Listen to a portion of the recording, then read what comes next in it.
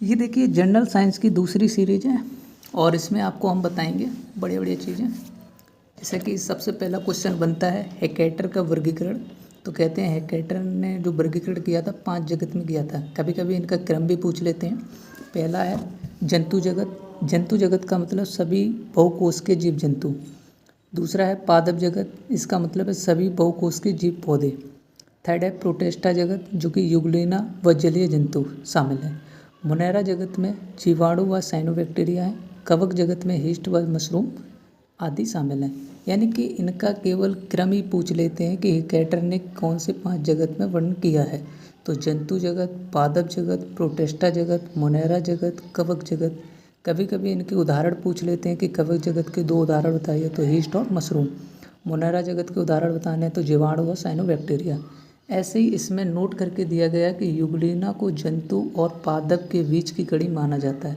यानी कि युगलिना जो है जंतु और पादप के बीच की कड़ी माना जाता है। युगलिना को किस जगत में शामिल किया जाए, इसी समस्या को समाधान हेतु 1969 का वर्गीकरण आया। तो कैरोलस लिनियस द्वारा वर्गीकरण 2 जगत में किया गया, एक जंतु जगत और पादप जगत। ये हैं लिनियस, जो कि नामकरण इन्हें टैक्सोनॉमी के फादर भी कहते हैं। और जबकि हेकेटर ने 5 में किया था, वो है जंतु जगत, पादप जगत, प्रोटेस्टा जगत, मुनैरा जगत, कवक जगत। आगे आते हैं कौन कौन से 5 जगत हैं, तो वो देख लीजिए 5 जगत यानी कि 5 किंगडम। सबसे पहले हम पढ़ते हैं प्रोटेस्टा जगत।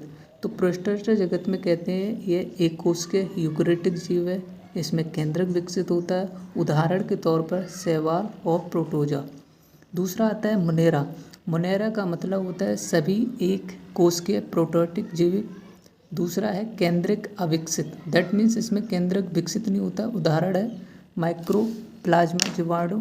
फिर आता है आपका आगे आर्किबैक्टीरिया, साइनोबैक्टीरिया। उदाहरण पूछ लेंगे कि मोनोबैक्टीरिया, मोनो जगत में कौन कौन आता है मुनैरा में, तो आप कहेंगे आर्किबैक्टीरिया और साइनोबैक्टीरिया। थर्ड आता है कवक। कवक में लिखा है ये संबंध ऊतक रहित। रहित का मतलब, इसका मतलब है कवक में संबंध ऊतक नहीं पाया जाता है। ठीक है। अधिकांशतः बहुकोशिकीय यूकेरियोटिक जीव होते हैं, इनमें केंद्रक विकसित होता है, उदाहरण में ईस्ट और मशरूम उदाहरण रखेंगे। ठीक है। फिर इसके बाद आता है पादप जगत। पादप जगत क्या है, तो ये स्वपोषी होते हैं, पड़ हरित युक्त होते हैं और संबंध ऊतक रहित, यानी कि इनमें संबंध ऊतक नहीं पाया जाता, ये थैलोफाइटस भी होते हैं। क्वेश्चन पूछा है और पादप जगत के भाग कौन कौन से हैं, तो ब्रायोफाइटा, टेरिडोफाइटा, अनावृत जीवी या आवर्त जीवी, केंद्रक विकसित होता है, बहुकोशिकीय यूकेरियोटिक जीव यानी कि प्रकाश संश्लेषी उत्पादक जीव। जंतु जगत में आते हैं, बहुकोशिकीय होते हैं, परपोषी होते हैं, यूकेरियोटिक सेल भी पाई जाती है, सभी उपभोक्ता जीव होते हैं, इनमें केंद्रक विकसित होता है, कशेरुकी और अकशेरुकी दोनों प्रकार के पाए जाते हैं। तो ये आपके 5 टाइप हो गए हैं। तो जंतु जगत, पादप जगत, कवक जगत, प्रोटोस्टा और मुनैरा किसके द्वारा, हेकेटर के द्वारा दिए गए थे। नेक्स्ट आगे बढ़ते हैं, मुनैरा जगत में थोड़ी सी और डिटेल पढ़ लेते हैं। तो मुनैरा जगत में जो है वो क्या है, इसमें लिखा है माइक्रोप्लाज्मा। तो जो माइक्रोप्लाज्मा है स्वतंत्र जीवन यापन करने वाले सबसे न्यून सूक्ष्मतम जीव, इनका दूसरा नाम होता है प्लूरोनिमोनिया, सादृश्य जीव। ठीक है। कोशिकावृत्ति का अभाव होता है, यह स्वयं विकास और प्रजनन में समर्थ है। कौन, माइक्रोप्लाज्मा। इसके बाद आता है साइनोबैक्टीरिया।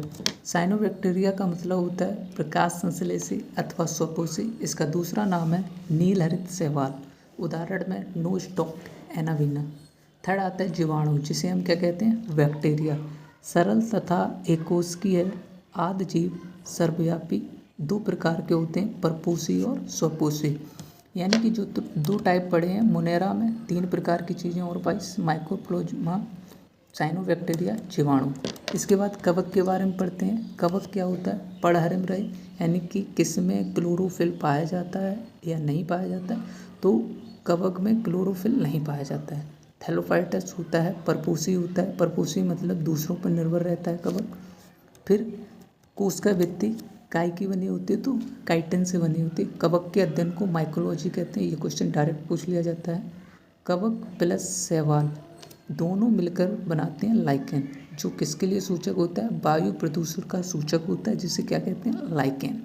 उदाहरण में खमीर और कुकुरमुत्ता, ये एग्जाम्पल होंगे कवक के।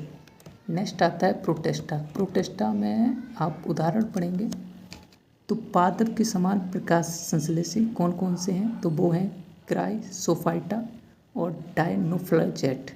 तो डायमेट्रस में ये है और डिसमिस में ये सुनहरे शैवाल आ जाएंगे।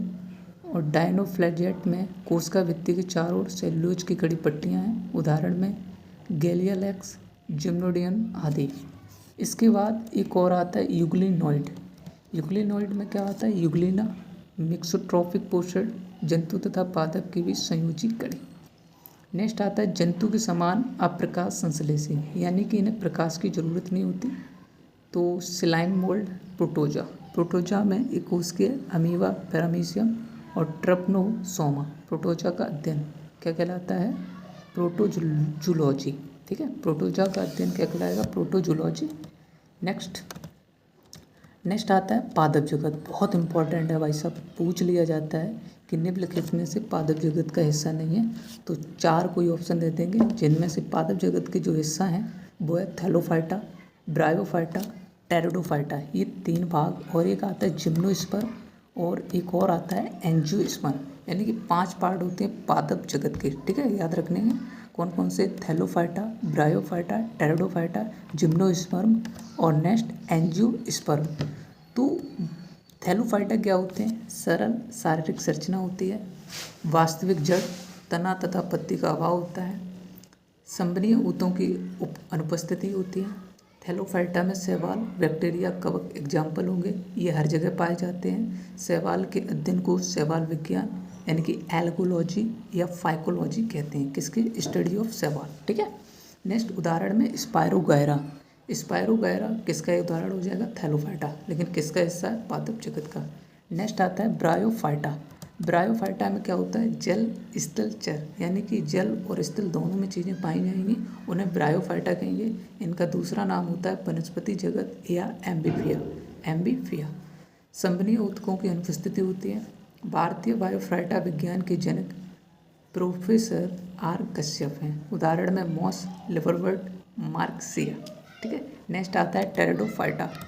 टेरिडोफाइटा में क्या है, संवहनीय ऊतक उपस्थित और इसका दूसरा नाम वनस्पतिक सर्व, एग्जाम्पल में फर्न, हॉस्टेल, मार्सिलिया। नेक्स्ट आता है जिम्नोस्पर्म। जिम्नो का मतलब होता है नग्न, स्पर्म का मतलब है बीज, यानी कि अर्थात नग्न बीज का पौधा जिस पर आवरण ना हो बीज पर, उसे कहते हैं जिम्नोस्पर्म।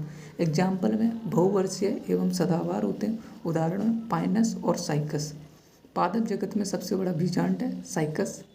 अब आता है एंजियोस्पर्म। एंजियो का मतलब होता है ढका हुआ, स्पर्मा मतलब बीज, यानी कि बीज के फलों के अंदर ढका होना ही क्या कहलाएगा, एंजियोस्पर्म। इसका दूसरा नाम है पुष्पीय पादप, एग्जाम्पल है, और फलदार होता है, उदाहरण में आम है, अमरूद है, पपीता है। आम क्यों है, क्योंकि आम के अंदर गुठली पाई जाती है, अमरूद में वो भी बीज पाए जाते हैं। ठीक है, यानी कि ढका होता है। नेक्स्ट आते हैं पादपों के भेद। तो पादपों के भेद अर्थात पेड़ों के भेद कौन कौन से हैं, ये अप्रत्यक्ष जननांग होते हैं, बीज उत्पन्न करने में अक्षम, उदाहरण में थैलोफाइटा, ब्रायोफाइटा, टेरिडोफाइटा। ठीक है, नेक्स्ट आता है फेनरोगेम। तो एक क्रिप्टोगेम में ये पढ़ लिया। फेनरोगेम में क्या है, पूर्ण विकसित जननांग, बीज उत्पन्न करने में सक्षम, उदाहरण हो जाएंगे जिम्नोस्पर्म और एंजियोस्पर्म। जिम्नोस्पर्म का मतलब ऐसे बीज जिन पर आवरण नहीं होता है, एंजियोस्पर्म जिन पर आवरण होता है यानी कि ढके हुए होते हैं उन्हें एंजियोस्पर्म, जो ढके हुए नहीं होते उन्हें जिम्नोस्पर्म कहते हैं। नेक्स्ट आता है पादप जगत का वर्गीकरण। क्या होता है, पादप जगत का वर्गीकरण। पादप जगत का वर्गीकरण 2 भागों में किया गया है, विभेदित पादप शरीर और बिना विभेदन वाले पादप शरीर। अब देखिए विभेदित पादप शरीर क्या होता है, बिना संवहनी ऊतक के, जिसे ब्रायोफाइटा कहते हैं। संवहनी ऊतक युक्त, जिनमें ऊतक पाया जाएगा वो बीज रहित होंगे, जो टेरिडोफाइटा का उदाहरण होगा। बीज युक्त में एक द्विबीजपत्री और एक बीजपत्री। कभी कभी उदाहरण पूछ लिया जाता है कि द्विबीजपत्री निम्नलिखित में से कौन सा है, तो 2 बीज पत्र वाले बीज हैं, वो हैं चना, अरहर, मटर, सेव। कौन कौन से हैं, चना, अरहर, मटर, सेव, चना, अरहर, मटर, सेव। एक बीज पत्र वाले बीज हैं धान, जौ, मक्का। कौन है, धान, जौ, मक्का। बिना विभेदन वाले पादप शरीर जिन्हें हम थैलोफाइटा कहते हैं, एग्जाम्पल में शैवाल और कवक, बैक्टीरिया याद रखेंगे। कल के लिए नेक्स्ट टॉपिक रहेगा आपका प्राणी जगत का वर्गीकरण। ठीक है, थैंक यू, धन्यवाद।